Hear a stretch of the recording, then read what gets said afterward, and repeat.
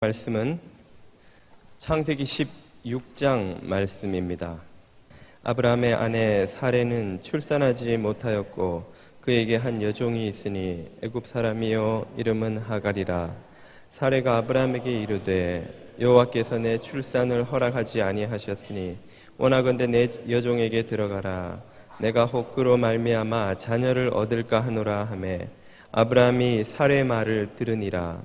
아브라함의 아내 사레가 그 여종 애굽 사람 하갈을 데려다가 그 남편 아브라함에게 첩으로 준 때는 아브라함이 가나안 땅에 거주한 지 10년 후였더라. 아브라함이 하갈과 동침하였더니 하갈이 임신하매 그가 자기의 임신함을 알고 그의 여주인을 멸시한지라. 사레가 아브라함에게 이르되 내가 받는 모욕은 당신이 받아야 옳도다. 내가 나의 여종을 당신의 품에 두었거늘 그가 자신의 임신함을 알고 나를 멸시하니 당신과 나 사이에 여호와께서 판단하시기를 원하노라. 여호와께서 사레에게 이르되 당신 여종은 당신의 수중에 있으니 당신의 눈에 좋을 대로 그에게 행하라 하매 사레가 하갈을 학대하였더니 하갈이 사레 앞에서 도망하였더라.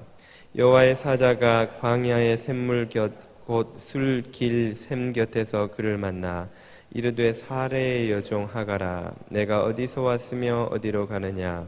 그가 이르되 나는 내 여주인 사레를 피하여 도망하나이다. 여호와의 사자가 그에게 이르되 내 여주인에게로 돌아가서 그 수하에 복종하라. 여호와의 사자가 또 그에게 이르되 내가 내 씨를 크게 번성하여 그 수가 많아 셀 수 없게 하리라. 여호와의 사자가 또 그에게 이르되 내가 임신하였은즉 아들을 낳으리니 그 이름을 이스마엘이라 하라. 이는 여호와께서 내 고통을 들으셨음이니라. 그가 사람 중에 들나귀같이 되리니 그의 손이 모든 사람을 치겠고 모든 사람의 손이 그를 칠지며 그가 모든 형제와 대항해서 살리라 하니라.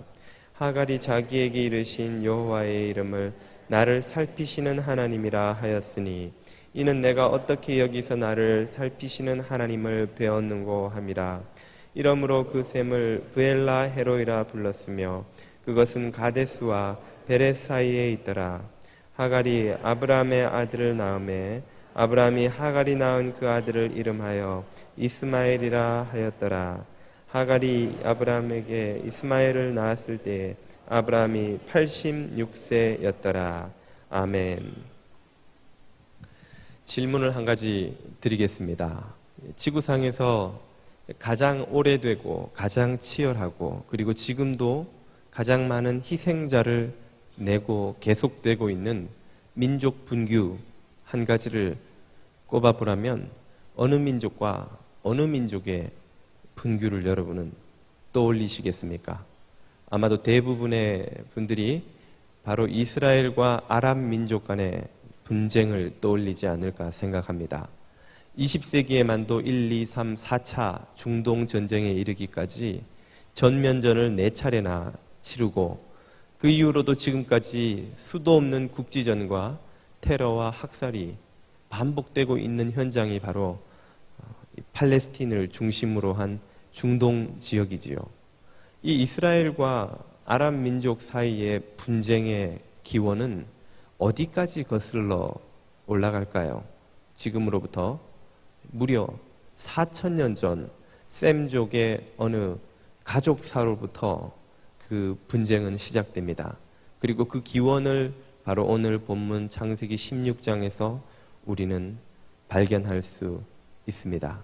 바로 아브라함과 사라의 가정에서 일어난 오늘날 우리들의 말로 치면 막장 드라마 하나를 발견하게 되는 것이지요. 이 드라마는 사라가 불임이라는 사건에서부터 시작됩니다. 오늘 본문 1절은 사라가 여전히 불임이라는 사실을 강조합니다. 이것이 왜 중요합니까? 지금 마지막 절을 참고하자면 아브라함은 85세입니다. 75세에 하나님의 부름을 받고 갈대아 우르, 지금의 이라크 땅에서 떠나 가나안, 지금의 이스라엘 땅으로 이주한 지 무려 10년이 지났습니다. 이들이 갈대아 우르를 떠나 가나안으로 이주하게 된 것은 하나님의 부르심 때문이었죠. 그 부르심에 따르는 모든 약속들이 다 이 부부를 흥분시켰으리라 생각이 됩니다만은 그 중에서도 가장 이들의 마음을 설레게 한 약속을 꼽으라면 아마도 내가 너에게 자손을 주리라 하는 이 자손의 약속이리라 생각합니다. 고대인들에게 있어서 자녀들이란 오늘 우리들이 생각하는 자녀들과 또 차원이 다릅니다. 요즘은 결혼하지 않고 자녀 없이 살겠다는 사람도 많이 있지만 고대인들은 자신의 자손들을 통해서 자신의 생명이 이어진다, 영속된다고 생각을 했습니다. 그래서 많은 고대인들이 자녀의 이름을 오늘날로 치면 주니어 같은 표현을 붙여서 아버지의 이름을 그대로 썼습니다. 아버지는 죽지만 자녀에게서 아버지의 생명이 이어지기 때문에 자녀들은 아버지의 분신이나 마찬가지인 것이죠. 여러분이 기억하실 만한 유명한 벤 허라는 영화가 있지 않습니까? 이 벤 허의 제목인 벤 허는 허의 아들이라는 뜻입니다. 벤은 이 히브리어로 아들이라는 뜻이거든요. 그러니까 허의 아들 벤 허가 그대로 그 아들의 이름이 된 것이죠. 그만큼 아버지의 존재를 자녀를 통해 상속한다는 중요한 개념이 거기에는 있습니다. 그러면 벤허의 아들은 이름이 어떻게 될까요? 벤벤허. 확인할 길은 없지만 하여튼 그렇게 자녀가 중요했는데 75세가 될 때까지 자녀를 갖지 못한 이 부부에게 자녀의 약속만큼 흥분되는 약속이 어디 있겠습니까? 그래서 그들이 가진 희망이 그러나 10년이 지나자 그만 흔적도 없이 사라지고 말았습니다. 사라의 인내심이 바닥을 드러냈습니다. 그래서 그녀는 더 이상 하나님의 약속을 기다리지 못하고 자구책을 찾게 됩니다. 그것이 바로 자신의 몸종인 이집트 여인 하갈을 남편에게 후처로 주어서 그 아들을 자신이 키우는 것이지요. 이것은 일종의 대리모 같은 것인데요. 고대에는 아주 흔한 관습이었습니다. 자녀를 가질 수 없는 부유한 귀부인이 종들을 남편의 후처로 놓고 거기에서 태어난 아들을 자신의 아들로 입양해서 키움으로써 불임 문제를 해결한 것이죠. 그러한 아이디어를 사례가 실천에 옮기게 되었는데요. 사례가 그런 결정을 내리게 된 원인이 무엇입니까? 그 원인을 2절이 이렇게 말하지요. 2절을 보면 사례가 아브라함에게 이르되 여호와께서 내 출산을 허락하지 아니하셨으니 이것 때문에 나는 자구책을 취할 수밖에 없습니다. 라는 의미이지요. 무슨 뜻입니까? 내가 이 자구책을 취하는 데는 내 탓만 있는 것이 아니다 그 말이죠. 누구의 탓이 큽니까? 하나님의 탓도 크다는 거예요. 왜? 약속을 지키지 않으셨잖아요. 자식을 주겠다고 하셔놓고서는 약속이나 하지 마시지. 10년을 기다렸지만 자식은커녕 헛구역질 한 번 안 하는 왕성한 소화력을 가진 나에게 비슷한 징조조차도 나타나지 않는다는 거예요. 그러니 내가 이렇게 행동한다고 해서 하나님이 나한테 뭐라고 하실 수 있느냐? 없다는 말이죠. 내 행동은 정당하다 하는 말이죠. 한마디로 사라의 자구책은 그녀의 불신앙에서 나온 결정이었습니다. 그리고 그 불신앙은 남편인 아브람도 마찬가지였죠. 2절 후반부를 보면 남편의 반응이 이렇게 나옵니다. 아브람이 사레의 말을 들으니라. 아브람이 사레의 말을 들으니라. 익숙한 표현이죠. 아담이 하와의 말을 들으니라. 아담처럼 아브라함도 우유부단하게 그의 아내의 말을 따릅니다. 이 아브라함과 사라 부부의 선택과 결정이 우리에게 그렇게 낯설고 이상하게 느껴지지 않는 것은 왜일까요? 우리도 그들과 비슷하기 때문입니다. 우리도 그 부부처럼 조급합니다. 인내가 없습니다. 하나님의 약속만을 기다리며 무한정 인내하기에는 우리들의 믿음이 너무나 연약합니다. 그래서 우리는 하나님의 약속보다 우리의 자구책을 더 선호합니다. 하나님의 말씀을 따르기보다 내가 아는, 내 경험으로 통하던, 내 지식이 가르쳐주는 그 방법을 더 선호합니다.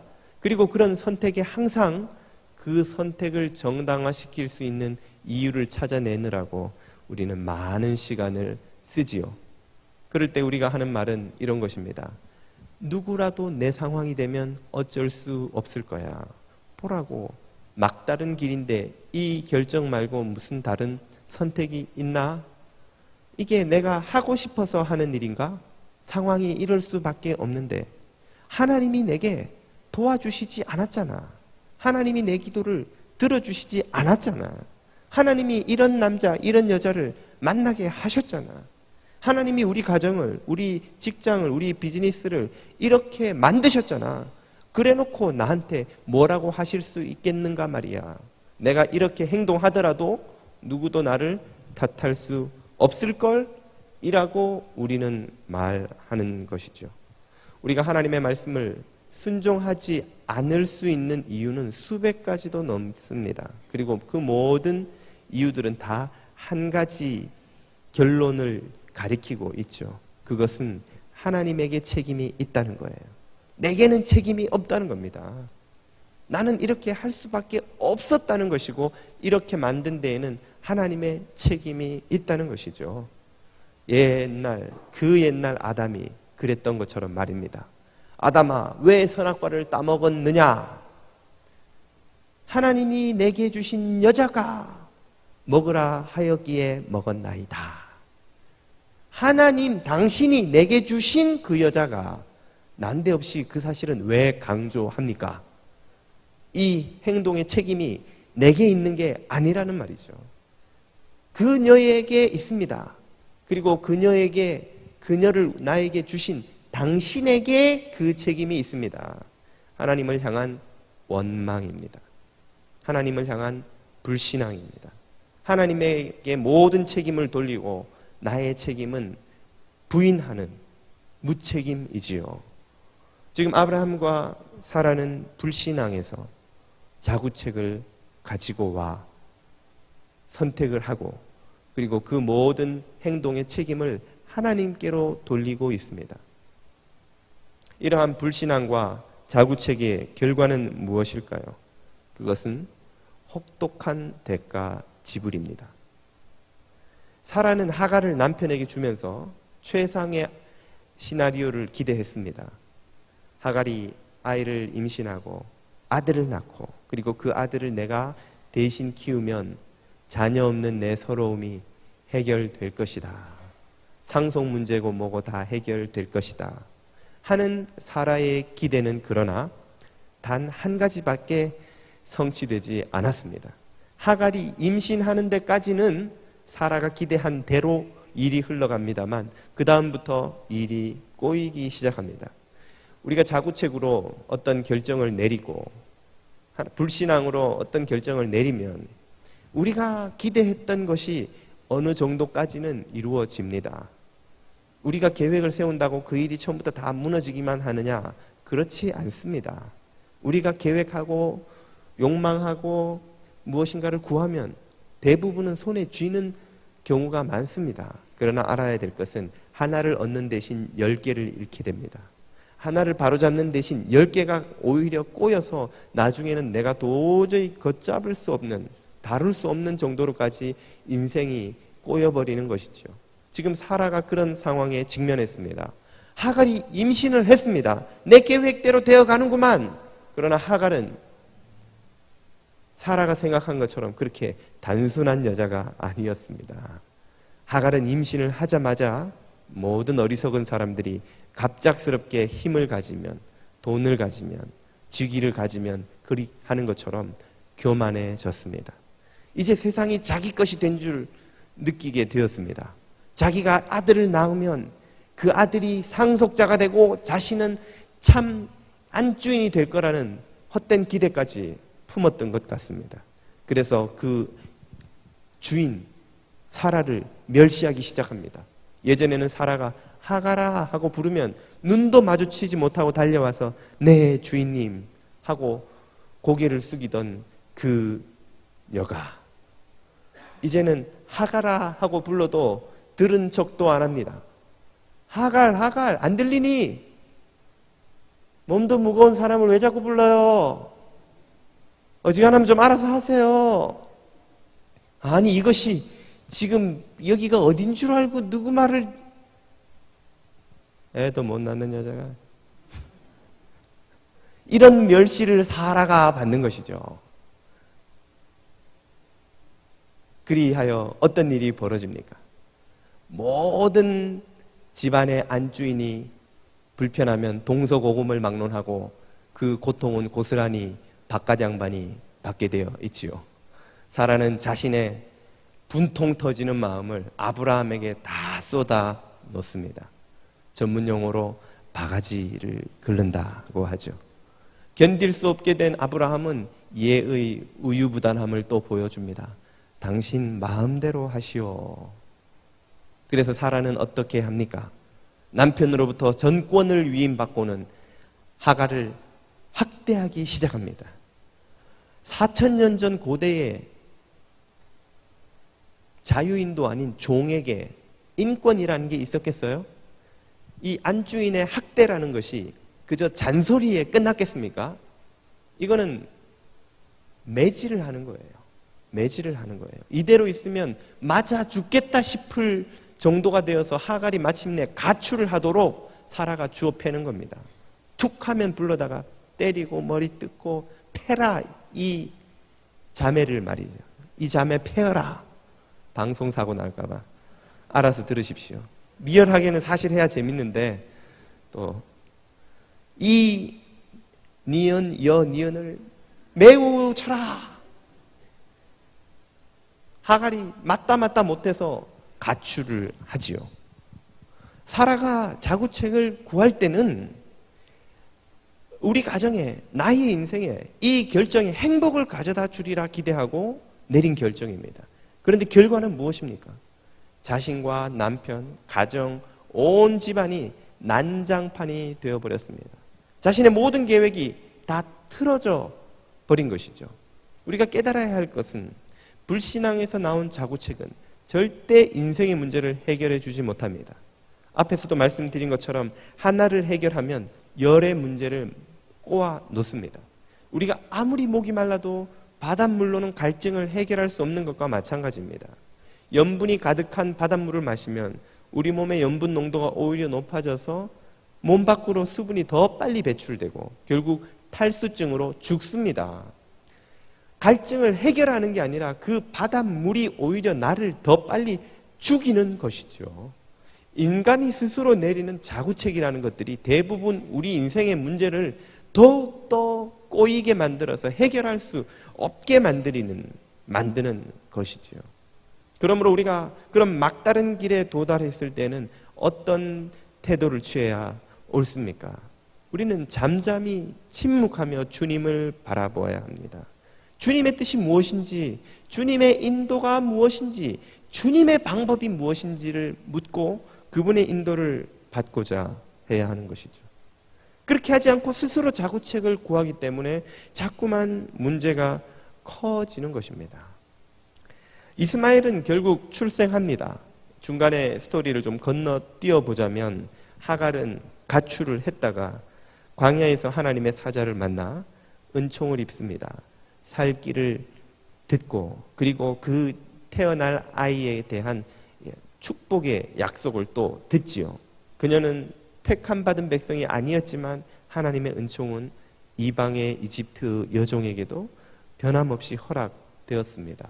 그래서 그녀는 다시 그 집으로 들어와 사라에게 복종하고 겸손히 고개 숙이고 있다가 마침내 아들을 낳습니다. 그 아들이 우리가 잘 아는 이스마엘이지요.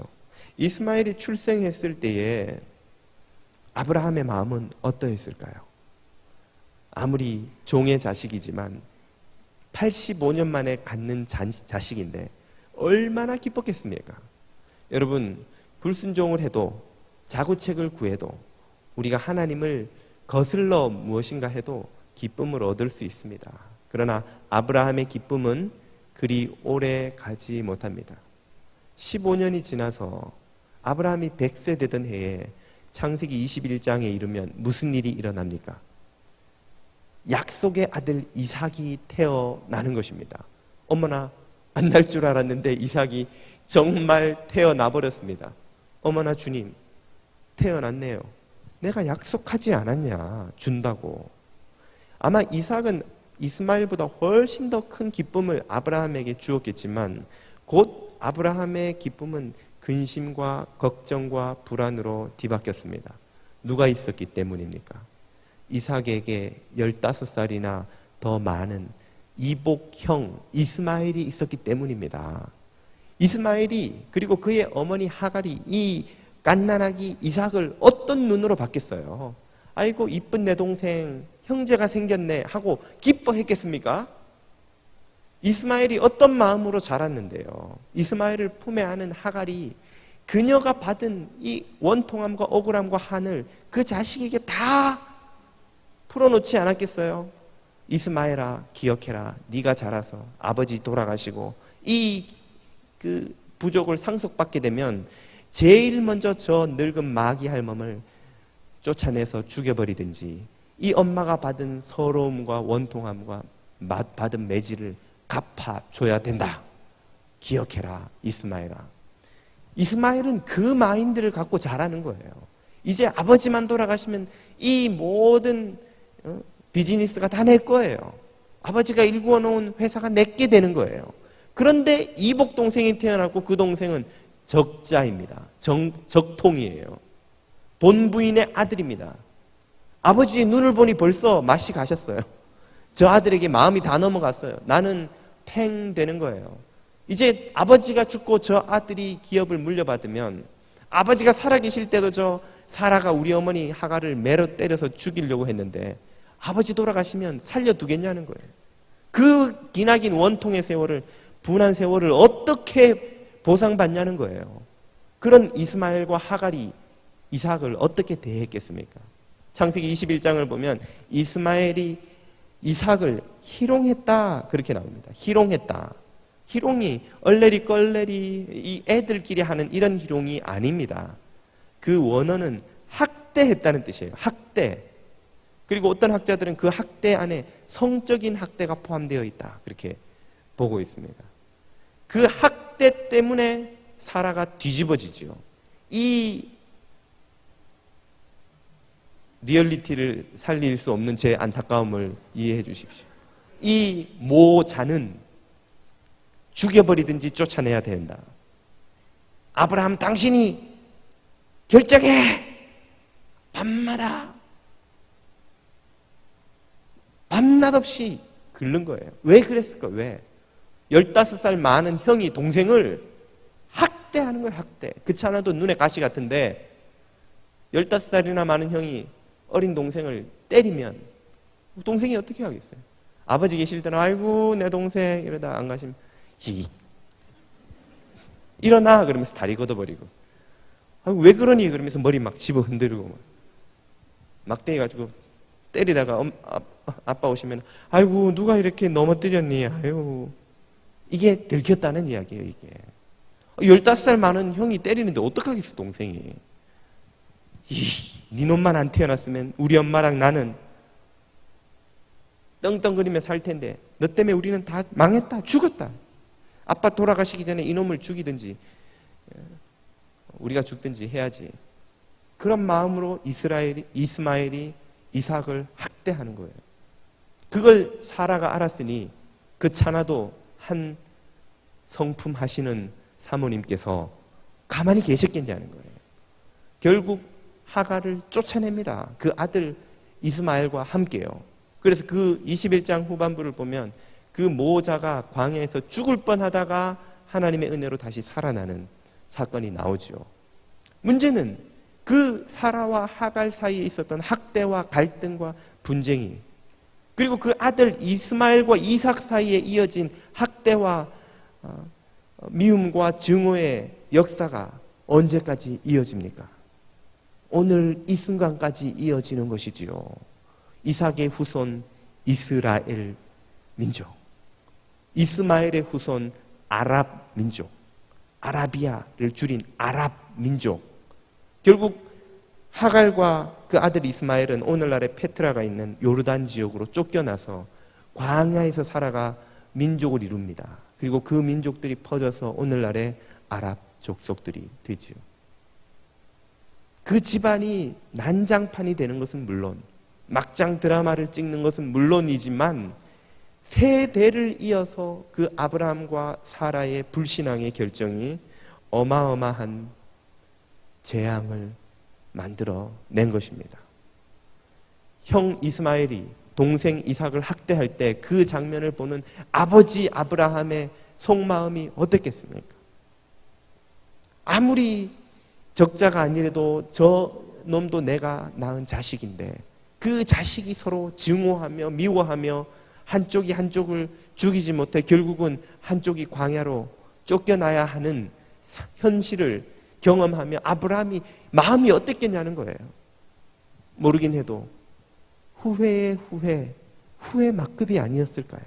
그때 내가 사라의 말을 들었으면 안 되는데 그녀가 더 이상 기다릴 수 없노라고 이렇게라도 자식을 얻자고 할 때 여보 조금만 더 기다려보고 우리 하나님을 좀 더 신뢰해 봅시다라고 가장인 내가, 믿음의 가장인 내가 그녀를 말렸어야 하는 건데 그런 후회를 안 했겠냐는 거예요.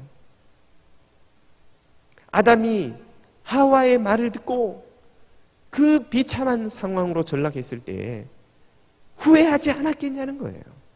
아담과 하와의 생애라는 전승을 토대로 한 책이 있습니다. 여러분 시중 서점에서 구하실 수가 있어요. 거기 보면 아브라함이 매일매일 눈만 뜨면 땅을 치며 울며 후회하는 장면이 나와요.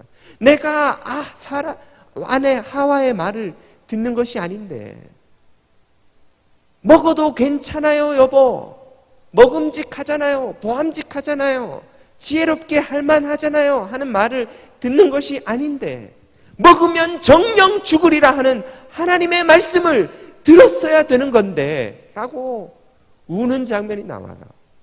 그 울음이 흘러서 강을 이루었다 하는 표현도 나옵니다.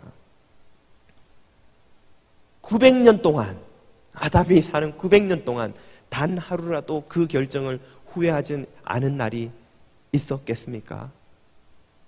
사랑하는 여러분, 불신앙으로 내리는 자구책은 후회 말고는 아무것도 우리에게 주는 것이 없습니다. 참 지혜란 그것이 필요한 때가 지나가고 난 후에 얻게 되는 것이지요.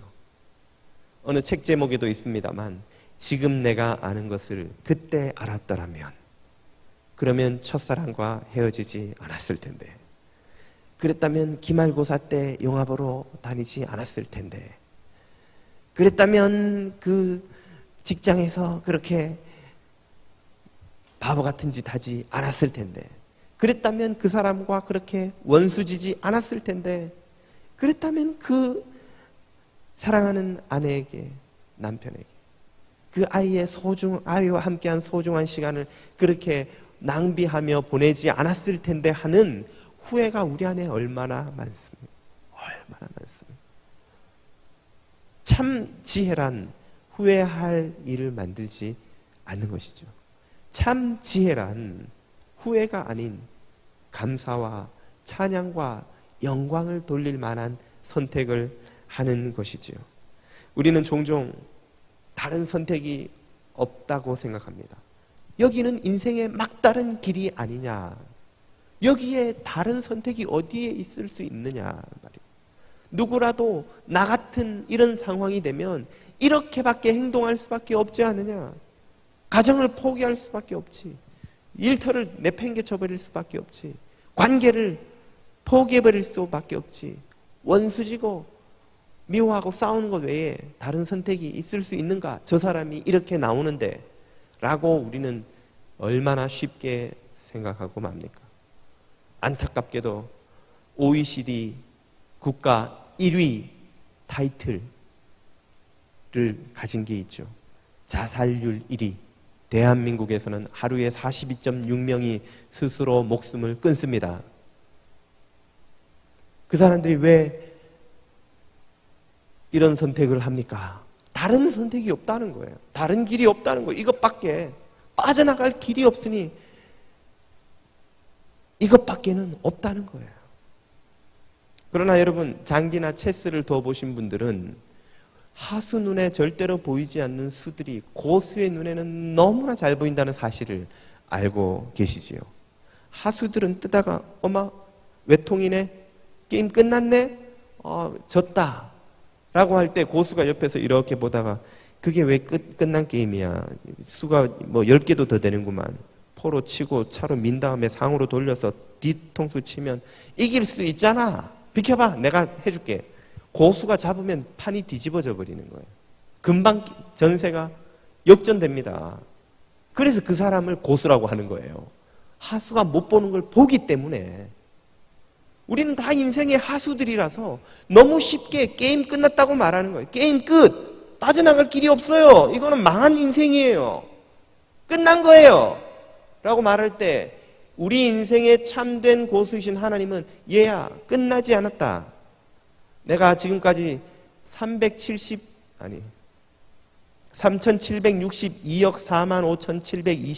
45,726명의 사람들을 만들고 죽이고 키워왔는데 어디에 근거한 숫자인가요? 묻지 마세요.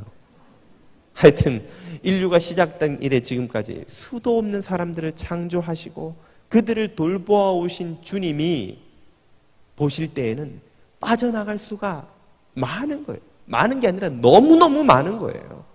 그리고 그것이 인생의 막다른 골목이 아니라 마라톤의 전환점이라는 거예요.